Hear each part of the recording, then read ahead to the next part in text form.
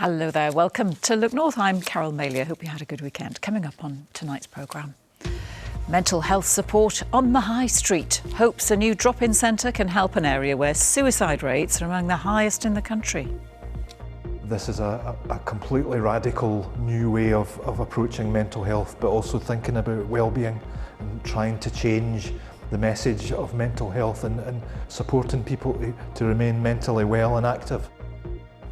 Also tonight, EasyJet flies back into the region 5 years after closing its base at Newcastle Airport.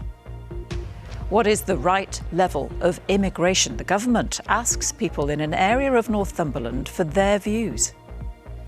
And the students who've won the chance of a lifetime showcasing their work at this year's Chelsea Flower Show. And it's Monday, so Dawn's here with Team Talk. Yes, The Telegraph's Luke Edwards joins me tonight to look back on a dramatic first Tyne-Wear derby for a decade. As Sunderland leave it late, but do the double over the Magpies.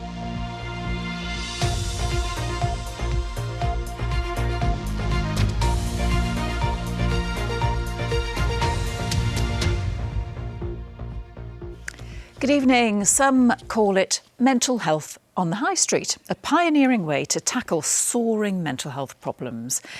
It's hoped a new mental health hub in Whitehaven and West Cumbria will help tackle a worrying trend, some of the highest suicide rates in England. Hope Haven, in a refurbished bank, offers well-being support for adults struggling with anything from debt, addiction to bereavement issues and other things. Well, it comes 6 months after the closure of an inpatient ward at the local hospital. Mark McAlinden reports. With its bright facade and open doors, Hope Haven is here to say there is neither shame nor stigma in walking in and asking for help in an area with high levels of poor mental health. So all that worry goes away as well. It's helped me a lot. I'm stronger than I was. Annette Murray-Hamilton was the victim of a fraud that plunged her into a spiral of misery. She's found help from the professionals at Hope Haven. Initially I wouldn't have said anything or voiced anything, but now there's a buzz. I want to do something, I want to move on. This is an area where many families and communities have felt the pain of losing someone to suicide. Here in Cumbria, between 2020 and 2023, 303 people died by suspected suicide. And breaking those figures down shows that the rate is highest here along this stretch of the West Cumbrian coast.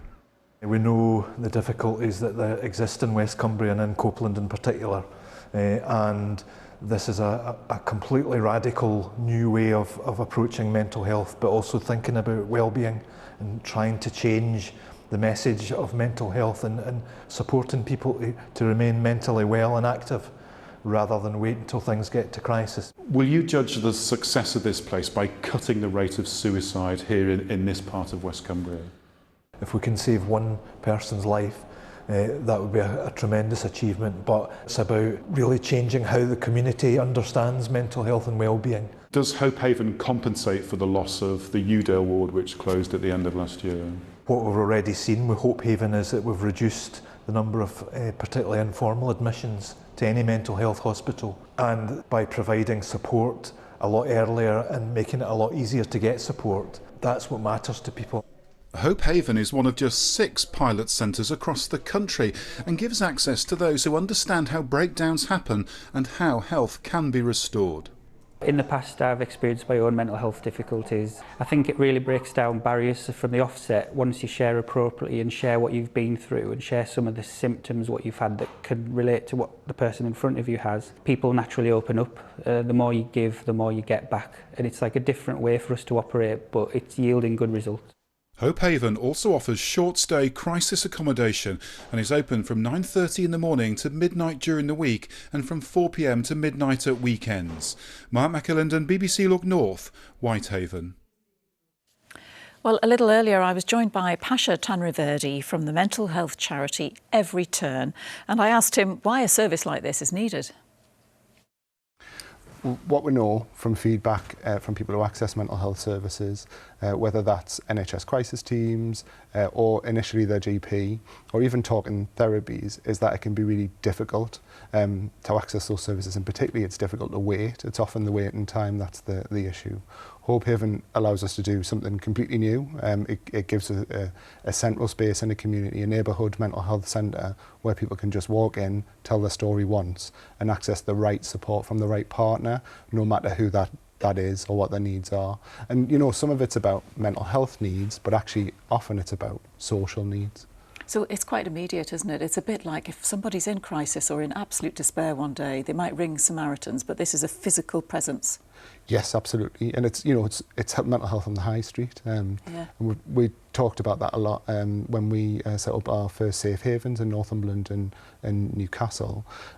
It offers people immediate access to mental health support, but also that additional support that we know keeps them well. So supporting people with things like benefits and housing, employment, and their physical health through the partnership. So what is it that's happening with people at the moment, Pasha? Because the levels of need are huge, aren't they? I mean, particularly in this region, we have high poverty, high rates of early death, high rates of suicide. Yeah. What's going on? I mean, it's particularly true in Cumbria. Cumbria has the highest rate of death by suicide in England. Around 40,000 people experience depression.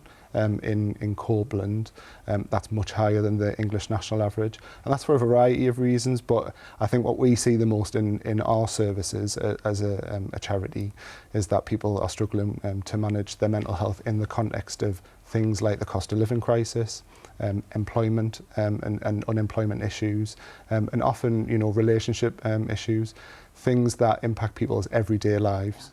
So this is one of 6 areas, isn't it, in Yes. England to have this as a trial? What do you hope beyond that? Well, the hope is that we'll deliver more of these across Cumbria, but also across the northeast. But it's a blueprint for future services, and again for more partnerships that come around the needs of communities and allow them to access support on the high street. Great. Pasha Tanriverdi, thank you very much. Thank you. And there's help and support available from the BBC Action Line. Details are on your screen now. Budget airline EasyJet formally reopened its base at Newcastle Airport earlier today. It comes 5 years after the firm closed the site, citing the pressures of the COVID pandemic as the main reason behind the move. Well, the airline says returning to the region will support more than 1,200 jobs, as Jim Scott reports.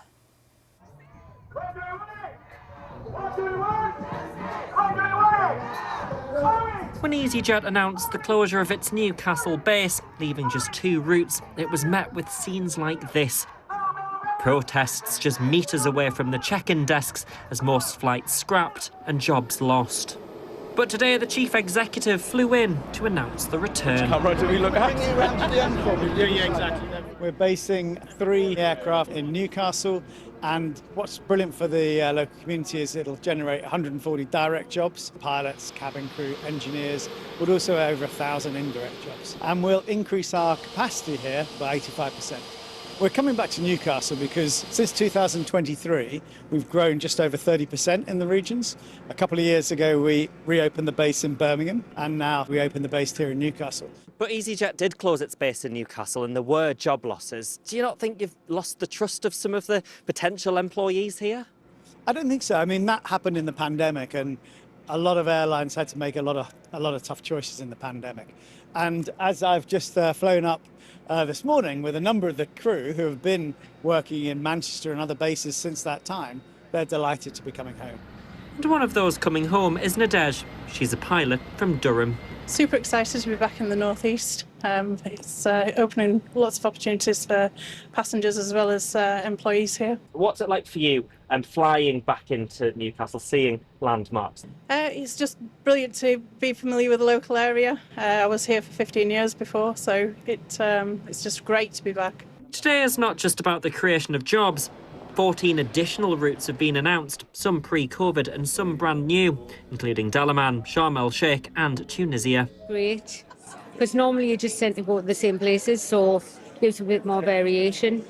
Paris, Disneyland, because it's my favourite flight.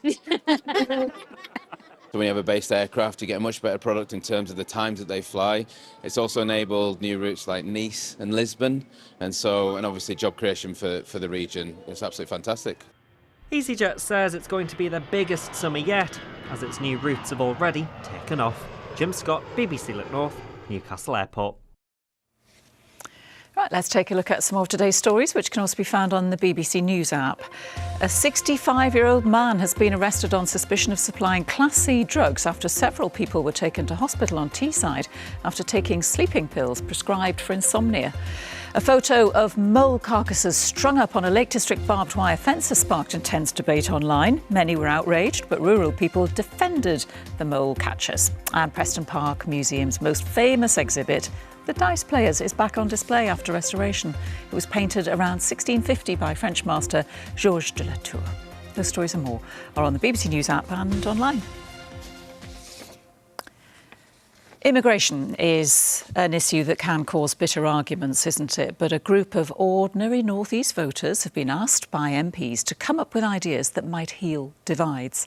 Their task was to decide how many and what kind of people should be allowed to come into the country to work. Our political editor, Richard Moss, was there to see it happen. Seaton Delaval in Northumberland. Not somewhere you'd expect to solve one of the country's thorniest problems. But this group of 24 voters from the local area are being asked to do just that. There's all different reasons why people come over here from different countries, but the one aspect that we're particularly focusing on today is about work. This is the start of 2 days of deliberation on the levels of legal migration. How many and which people should be able to come here to work? The conclusions will be studied by MPs from the cross-party Commons Home Affairs Committee, one of whom is here today.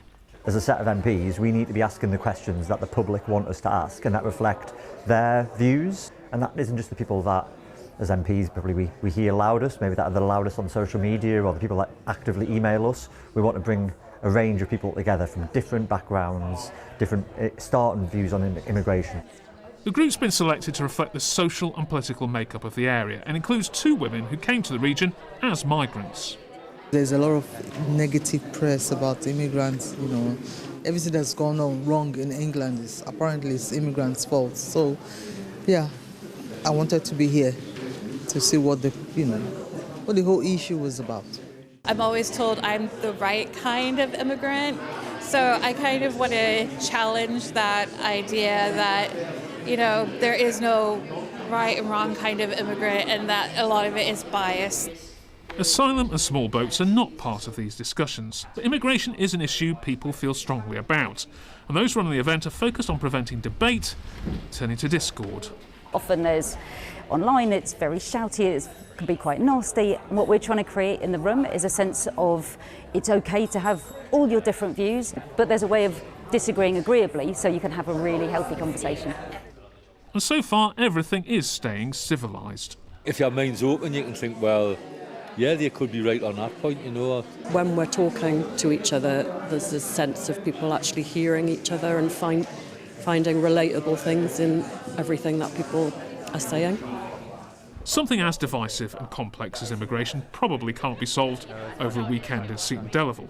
But as politicians have struggled to come up with solutions that satisfy a majority, maybe it is worth seeing if the public can. Richard Moss, BBC Look North, Seaton Delaval. Right now it's time for Team Talk with Dawn, and tonight we have The Telegraph's Luke Edwards.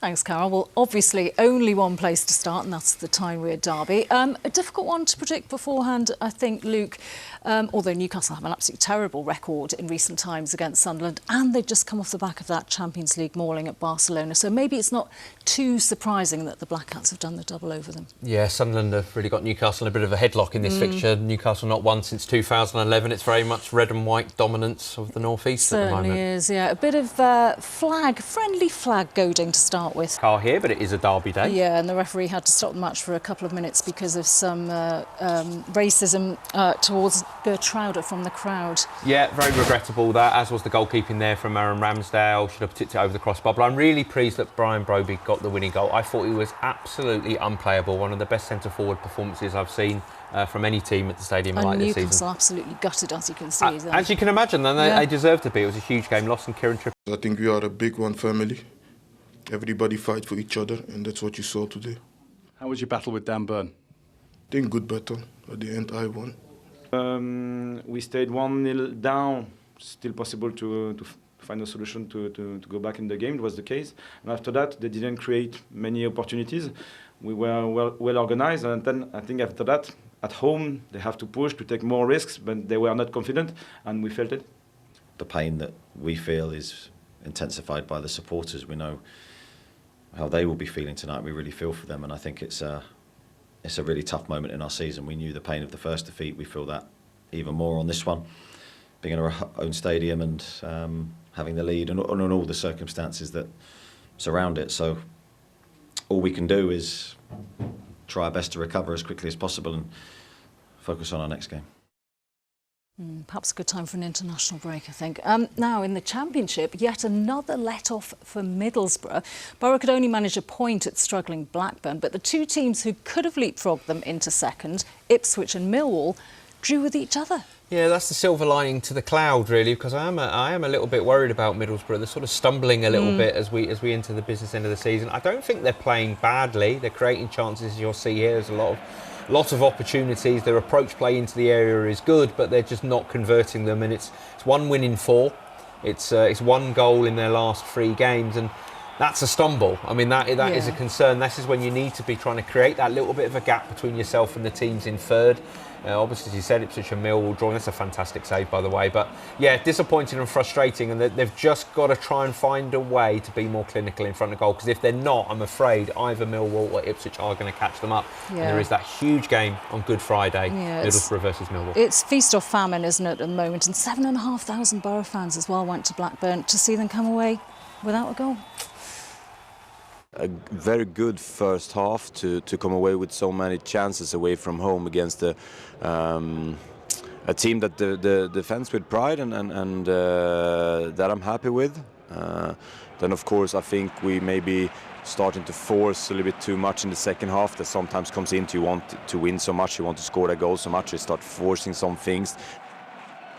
Now in League 2, Harrogate still just a point off the bottom after defeat at Oldham, but still in there fighting to get out of the relegation zone every chance they could, Luke. They are. There's been encouraging signs. There is some optimism there, and I think even though they lost against Oldham, I think for long periods of the game they were actually the better team and created chances. They had the momentum in the match, but unfortunately, just against the run of play, Oldham snatched that all-important win away from home. But they're still very much fighting.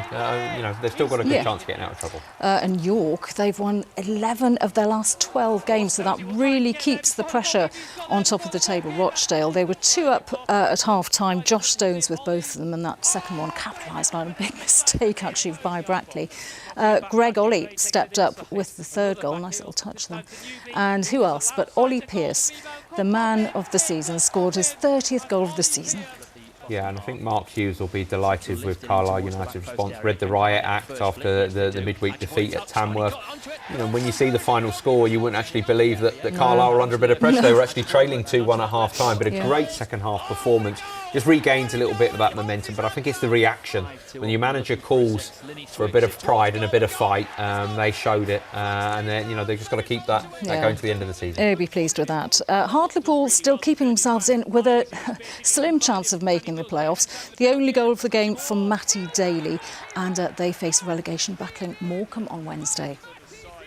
And Gateshead, 3-0 defeat. But they're only in the relegation zone goal difference. Yeah, there's been, again, a bit like Harrogate, encouraging signs. Rob Elliott's done a wonderful job since he's gone back in there, and there's a huge game tomorrow night against York. Big ramifications at both ends of the table for that, with York going for automatic promotion still. Yeah, certainly is. Now, not the best advert for the WSL2 this weekend, I think it's fair to say. Only 1 goal in 3 games, so that means not very much has changed in the table, has it? No, and I think a really big missed opportunity for Newcastle out of the 3 games as well. Yes, a point for Sunderland though. Eleanor Dale on the end of this cross for her 3rd goal of the season. They're probably safe now, but not completely out of danger. No, and Newcastle at home against 3rd place Crystal Palace, the team directly above them in the table, only drawing, and I think the fact we've chosen that as one of the highlights, that header, probably shows you what a dire game that was. And this was pretty dire as well, not much of a highlight. And actually, Durham in big trouble. Molly Lambert's effort from the corner went wide. They're now just 1 point above the bottom 2 teams.